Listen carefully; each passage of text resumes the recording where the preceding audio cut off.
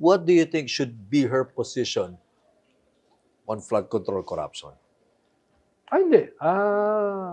Basic yun. No? Tuloy. Ano yun? Ano Tuloy. yun? Ano Tuloy. yun? Ibig sabihin, parusahan where the chips may fall. No? Alam mo yung where the chips may fall sounds very parang may level of deniability, that's a motherhood Hindi statement naman. Ibig sabihin, may flexibility ka.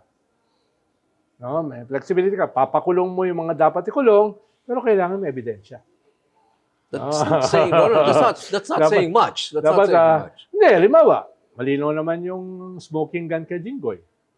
But Jinggoy, Kay... sa lahat ng Hindi. Isasama ko, sinisimula lang. Jinggoy, si Joel Villanueva, si Chis Escudero, si Bongo. 4 na yun. No? Tapos plus. May ebidensya. Oo. Yun yung medyo may smoking gun. Ngayon, yung others na wala pang ebidensya, malay mo, biglang umuwi dito si Saldico. Meron kang smoking gun. Maraming tatamaan doon. dapat talaga pang spokesman to. Marunong Diba? umusok na to. Maraming tatamaan doon. No? Marunong umiwas sa mga minefield to eh.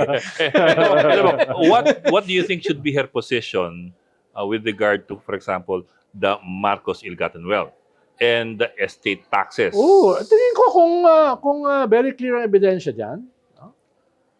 Ano yan? Tutugisin niya. Tulad nung yung sa estate tax, di ba? May May decision decision ng Korte eh. Suprema eh. So would that or should that be pursued? Tutugisin siya. No? Pero by that time, di ko alam kung buhay pa si Imelda.